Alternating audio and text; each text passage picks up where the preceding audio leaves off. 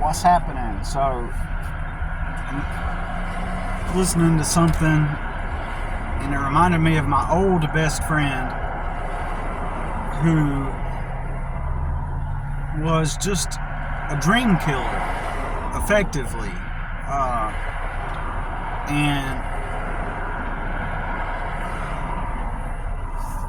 what prompted that actually was being stopped at this red light right here. So one time, I'm not going to get into this, but I am going to tell you this part. So I'm always stopped at this red light. Like, barely ever when I arrive at this red light, this traffic light, is it green where I go all the way through. Nearly every single time I get stopped.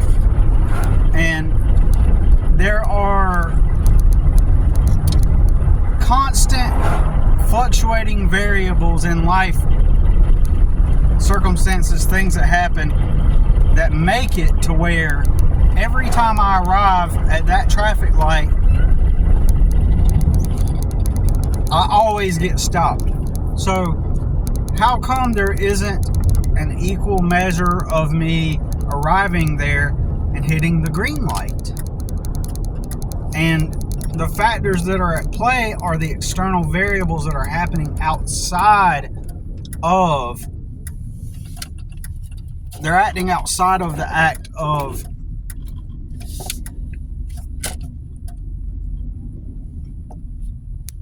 merely me leaving the house at specifically a set time. Like if everything was just all measured out and planned out, like I leave the house at 8 a.m.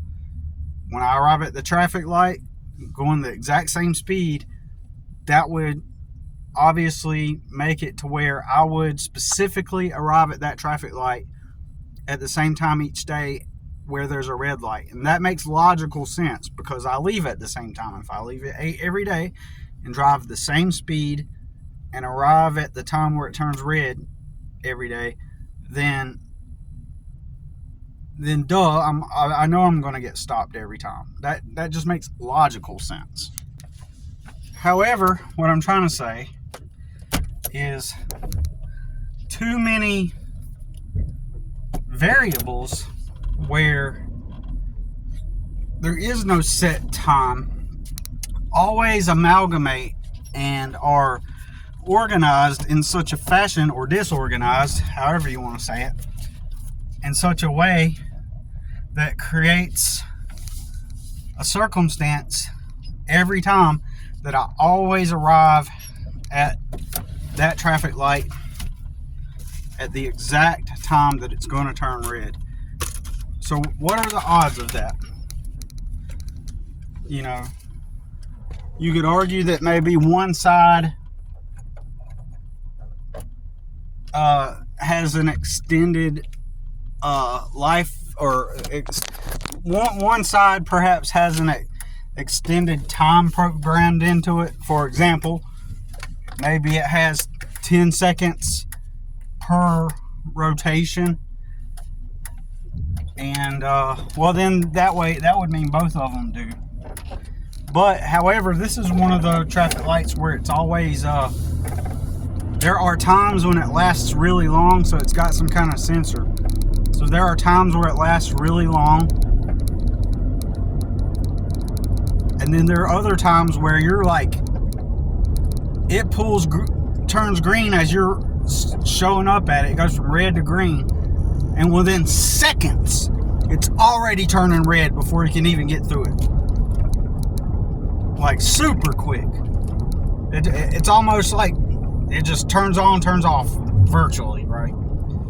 So my point isn't about the first scenario where it's a static, fixed, calculated time.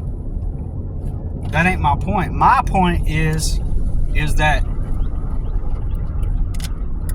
even right now, see, I'm showing up at it. It's red. Oh, it turned to green. Oh, isn't that interesting? When I'm making this video, it turns green. I get the green light. But I would say 80% of the time, I get the red light at this traffic light. And it's not the fixed timing on the traffic light itself that's causing me to arrive there,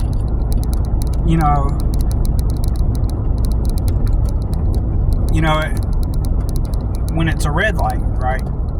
What's happening is it's external variables that always put me at that traffic light at the same point where it's always red every time. I didn't mean to say that. Not at the same point. I meant, yeah, maybe I did mean to say that. No matter what, I'm always going to hit that red light. Equally, this traffic light that I'm coming upon right now, it's green.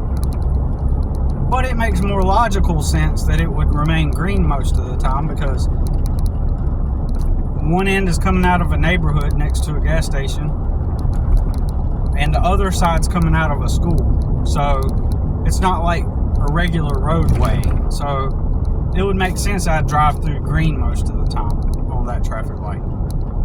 But I'm talking about different. So my old friend then chimes in, well, just leave at your house at the same time every day. And he puts a little smirk. And I'm like, no, that's not what I'm trying to say, dude. I'm trying to say, yeah, okay, sure. Possibly I could leave the house at the same time every day and calculate the time when it will be green at that time. And this was referring to another traffic light I experienced the same thing with a long time ago. And he was like, well, leave at this time of day. I was like, I get that. You're right. If it's static and it's going through a cycle at certain time intervals, like it's timed, then it would make sense. So if it was red when I leave the house at 8 o'clock, then it should be if I leave at 8:01, by the time I arrive there, it should be green. So I'll hit the green light every time, right? But I'm not. I tried to explain to him, I'm not talking about that. I'm talking about other external variables that are beyond my control that lead up to that moment where I do arrive there. So it's not like I could sit here all day and plan out my day in specific time increments and specific times. Like, I can't do that. Like, too many variables are at play all the time. Like today, I was trying to get somewhere, and I was trying to pick up lunch, and I ordered it online.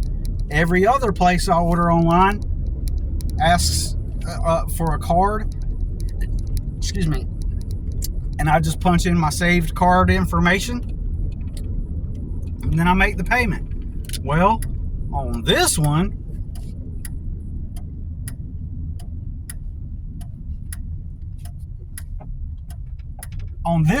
it did not bring up my card information when I tapped the button. Instead,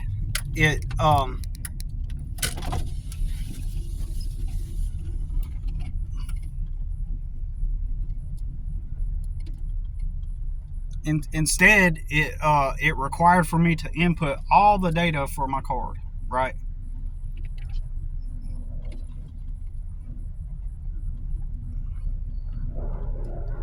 So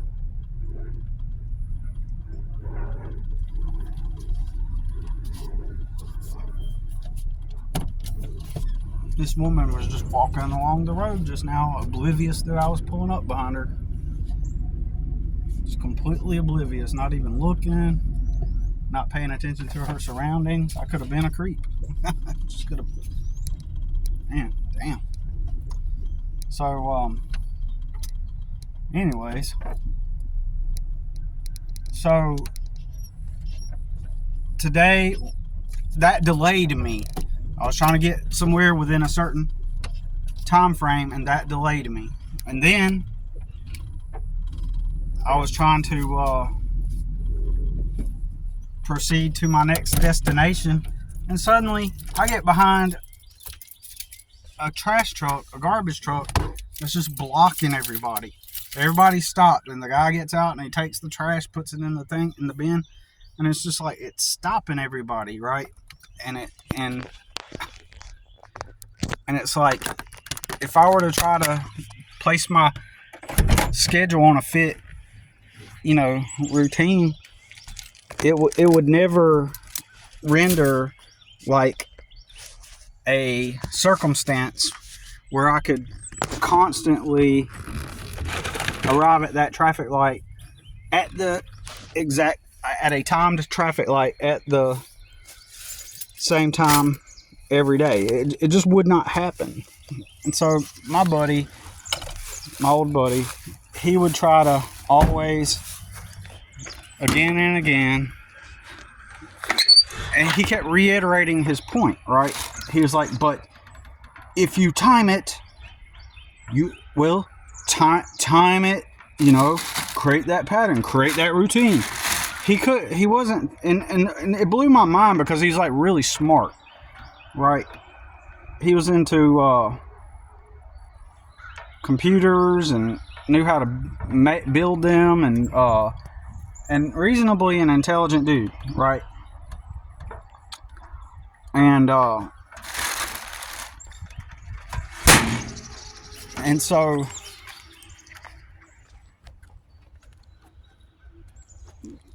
I was getting frustrated because I was like, well, you got to be messing with me, because if you, like, he wasn't thinking outside the dimensions of planning a routine centered around the when the traffic light was gonna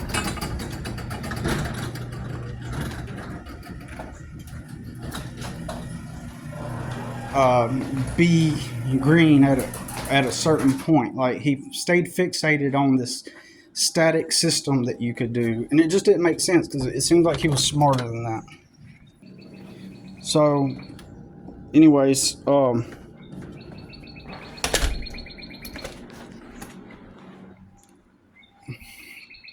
was I saying?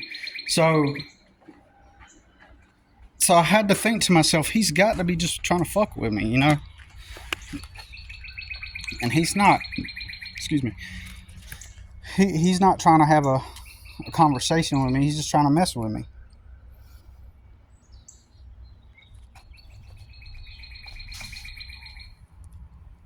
And anyway, and then at the same time, I'm thinking, well, maybe he really doesn't get it. You really have no control over where you're going to be and at what time, all the time, in a way that it would put you at the right moment in front of a traffic light to where it will always be green. Like, you're never going to have that ability to do that. It's just not going to happen, right? So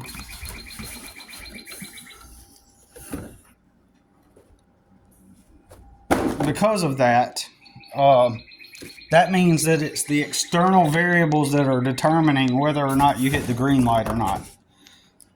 Even if that traffic is timed or not, like I was just saying, in the instance of the trash can, the trash man coming by, when the trash man were coming by, that meant that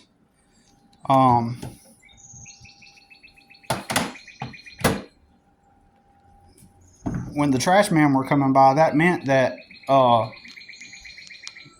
that was a variable that I could not control, and that event out of my control determines whether or not I'm going to arrive at the lights. And perhaps another example is that day there may be a larger amount of cars passing through that day that end up making it to where you might arrive at the green light, but because that day specifically there were more cars there than usual. It caused you to miss the green light and hit the red light.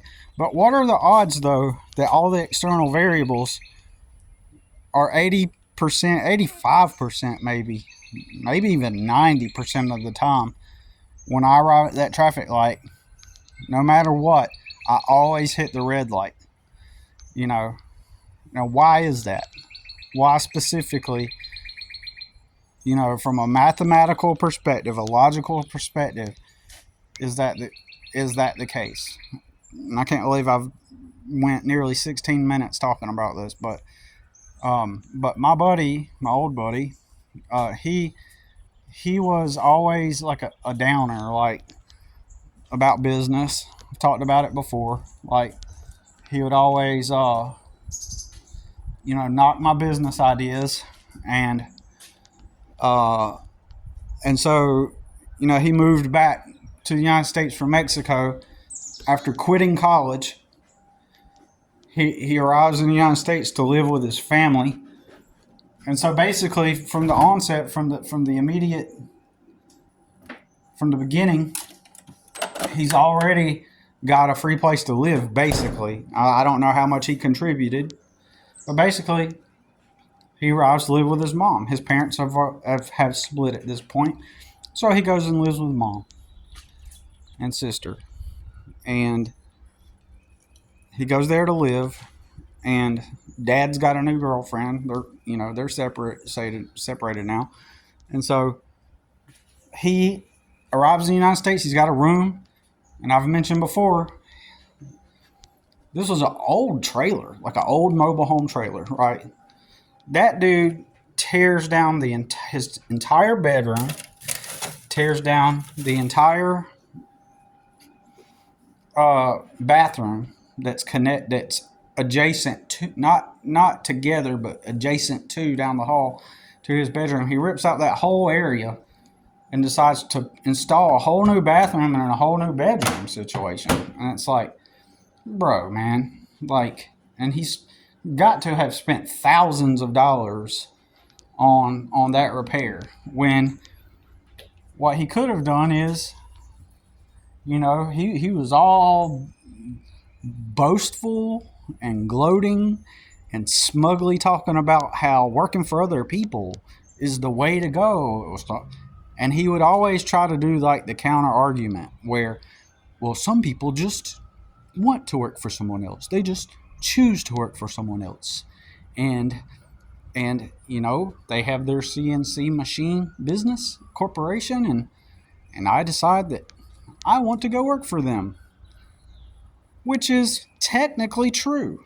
But his whole argument all the time was about, the in my opinion, for him, it felt safe. It felt like if you enter into a work environment where you're working for somebody else, you get all the accolades and the projections from people that you are someone who is doing it right. You won't get any critique from anybody like you would if you announced that you're going to start your own business, because most people are programmed, and that the mention of having a business or making money, all of a sudden you become demonized. So you think that, I see. And immediately all the objections come. And this was 10 years ago, I think, that I haven't talked to him now. Yeah, it's been about 10 years ago that I just quit talking to him, because it was no longer worth it, because all the objections were really disses and knocks cloaked as logic and reason, and they were just objections cloaked as means to discourage even the idea of building a business and making money, because the corporations are evil, but simultaneously you want to go work at a corporation. That's totally illogical. Well, you know, not everybody can start a business, so we have to. We have to do it because there's no other way. And in retrospect, now that I have learned what I have learned over the past 10 years, if he would have just left his bedroom alone and left his, and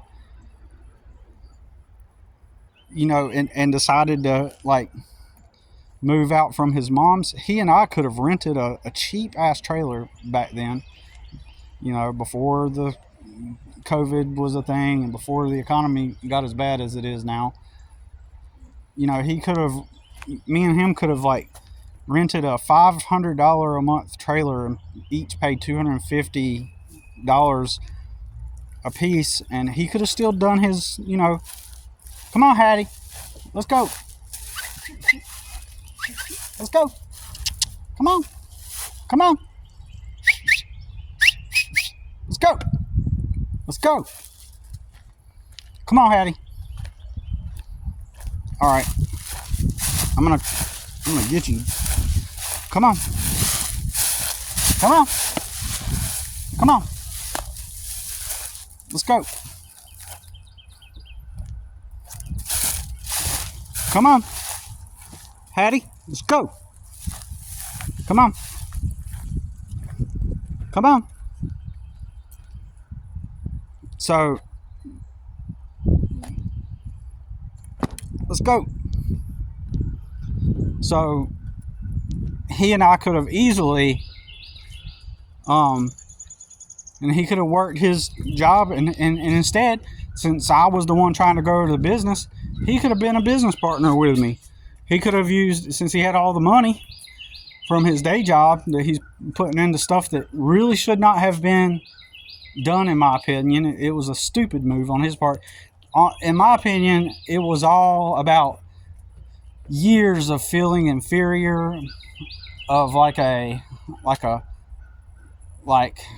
victim of society's like racism towards the Hispanic population, allegedly. And come on.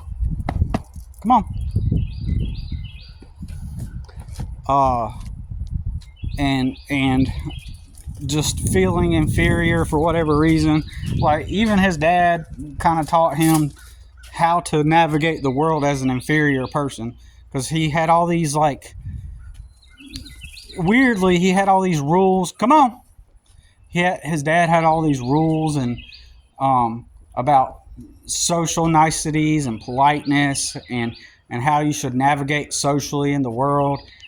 His dad always reinforced, and his dad even told me he's always been poor, and all he's done is worked all of his life in warehouses for the most part, in construction. That's all he's ever done, and he's always been poor, and he struggled just like I have when I worked for other people. He was always poor. He said there were times where he would eat one tortilla at night and, like, just a little tiny bit of beans, and because that was all he could afford, and I believe that. But how did his dad navigate life? Also, he navigated life feeling like, I'm just poor, and I'll take my warehouses jobs, and there was always this reinforcement of this, yeah, man, and here's how you gotta, and if people go out and they drink and have some beers and smoke some cigarettes, and go along with them, like acclimate to the bosses. He was really big about this idea of all these, like, social rules that you must follow. And the mom was too. They were huge on it. They were all about, when you sit, you put your legs a certain way, and they did nothing but struggle. So, and here's the thing, while they're following all these social niceties, all these standards that allegedly, the way you're supposed to act in society and around people, while they're doing all those things, nobody else is. Everybody else is showing up at the party or at whatever event going, hey, how's it going? Yeah. And they're just, their minds aren't overwhelmed and burdened down by all these oh, make sure I talk to them this way, make sure I say it that way, and make sure this is how you got to, basically, in my opinion, his dad was basically teaching him how to be a good little slave. You're poor, be the good little slave you are.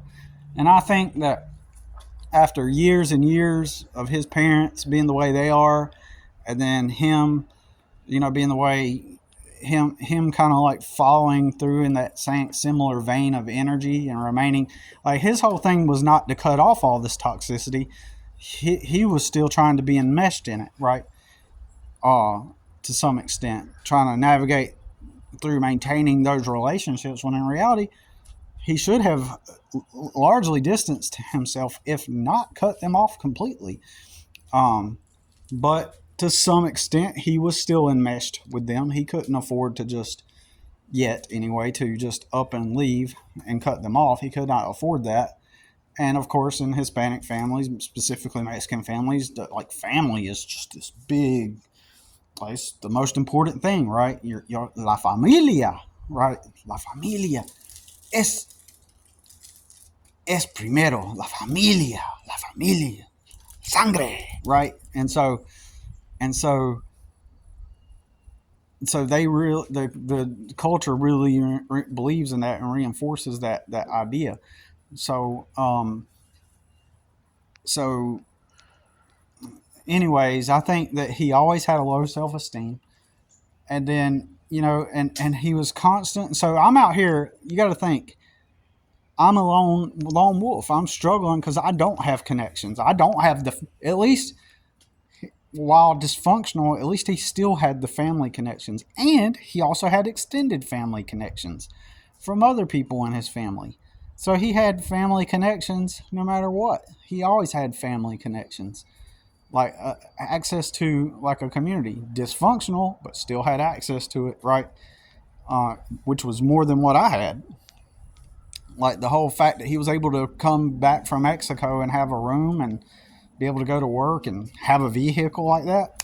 I mean, geez, there must be something to be able to have that access to that stuff. But what he could have done is he could have stayed at his mom's for a little short bit, saved up some money for a deposit, and he and I could have gotten a trailer. And if he wanted to work doing that warehouse stuff, injection molding, like,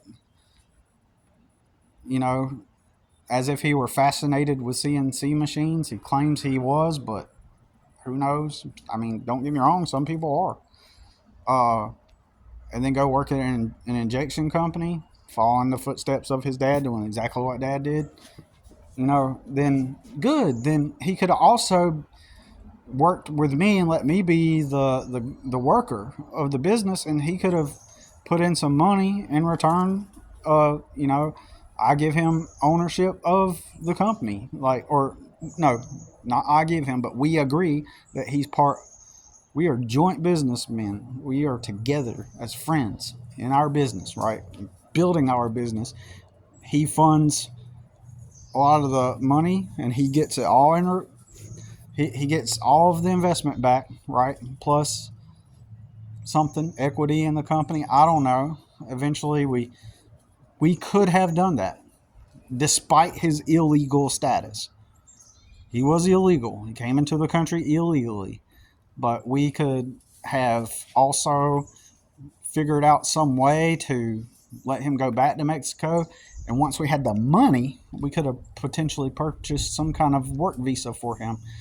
And even he could have even went down the path to citizenship if we could have just simply, done that. If we could have just simply started a business together, we would have made way more money than what I'm making now.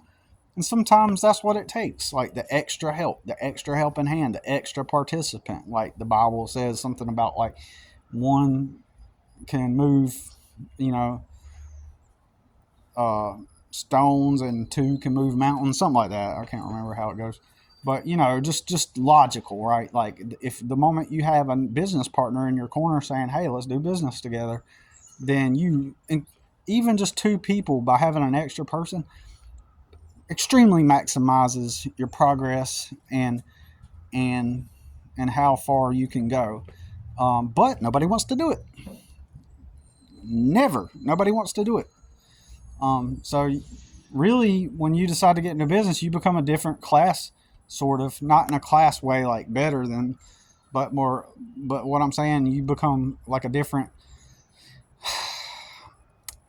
I don't. Maybe I'll come up with a better word. A different class of person, because you are you are you are a business person. You're thinking outside of the the framework of the average person. uh you do become a different person, different type of person, because your thought processes about life change to where you see reality more. You see how people, um you can see their internal programming. um a lot of people are vehemently knee jerk opposed to business. And if it's not knee jerk opposed, it's always, they'll always bring up some kind of critique to to rationalize against it. Like, it's too hard. Most businesses fail. They're going to get you on the taxes and all this bullshit, right? And all that stuff. So they'll always like demonize or villainize the act of becoming free from being, a wage slave within inside the system. They'll always find a reason to rationalize why you shouldn't and why it's probably a terrible idea. Because most people, they kind of don't want real freedom, and most people live in that fear. Because for some people, people like myself, the moment you do that, you become a social oddball. And others hate to see others succeed if they're kind of like, kind of embedded in that, mentality of the whole get a good job paradigm. Like, everybody low-key really wants freedom, and would choose freedom if they could, the freedom to wake up and do what they want every day when they want.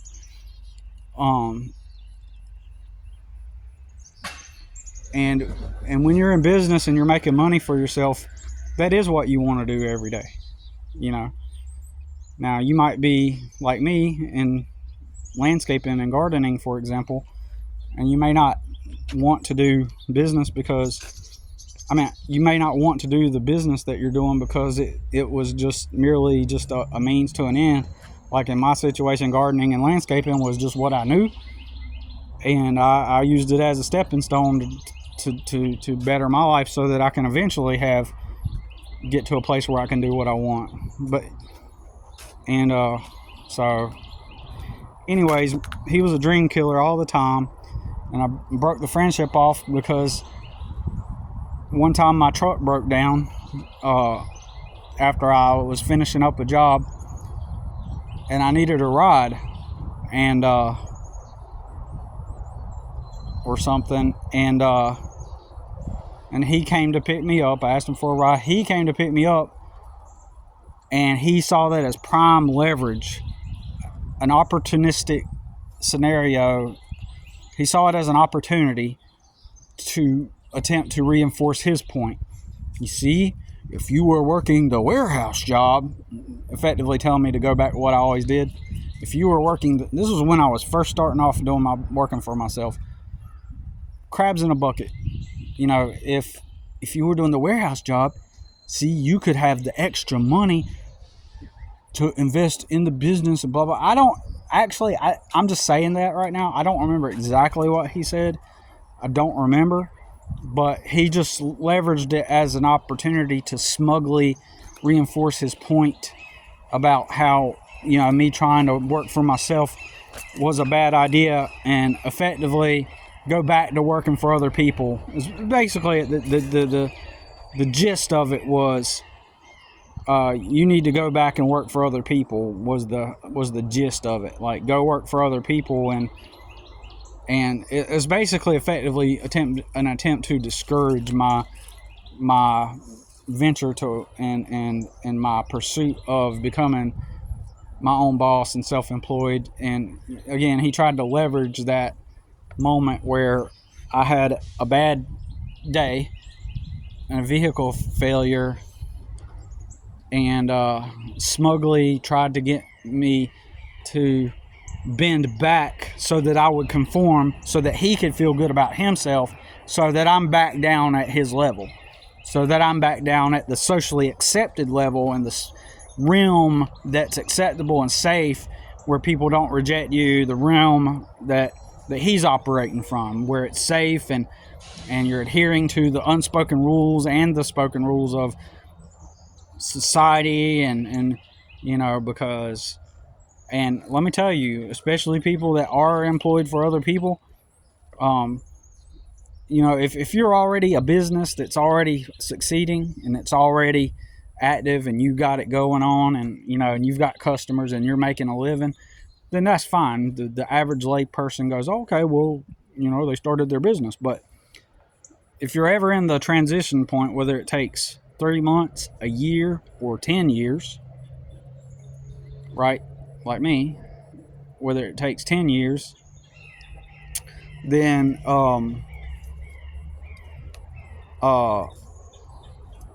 if you're ever in that transitional point, that's where your vulnerabilities are. That's when people love to, especially people that are clocked in, not trying to pursue freedom, they try to put you in your place and tell you this is who you are. And this has happened to me tons of times, before I started working for myself and after I started working for myself. You ready? Come on. Come on. So, hey, come on, Hattie. Let's go. So, come on. So, ultimately, he was a dream killer. And I had to cut him out. And I'm pretty sure he probably worked somewhere. Still at the warehouse somewhere, injection molding, trying to acclimate to the mainstream culture and be a good employee, and follow their lead. Whatever they got going on, he's going to become part of it. He's not going to be like me, with a desire for freedom, to build our own life, to build our own success, and have legit, true, real freedom, right? He's not going to do that. He's going to, show up at the company dinner on a Friday. They're going to bring everybody lunch, and he's going to go home and,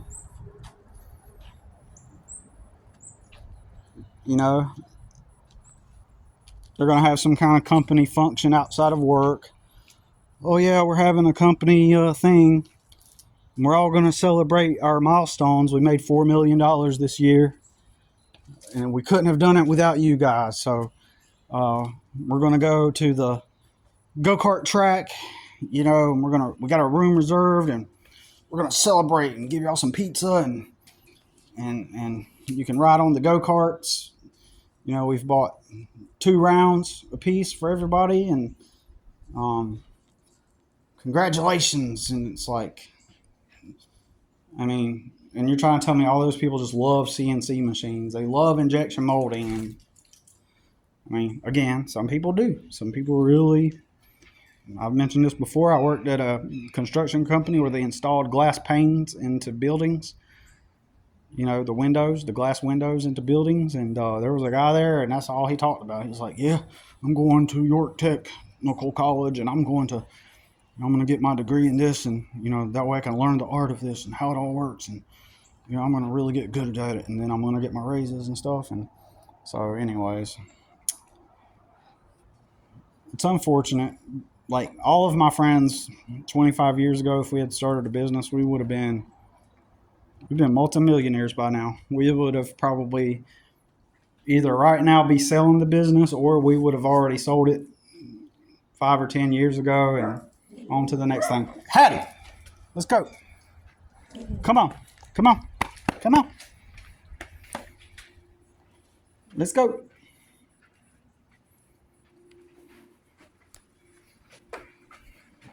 All right. Well, I gotta get to work.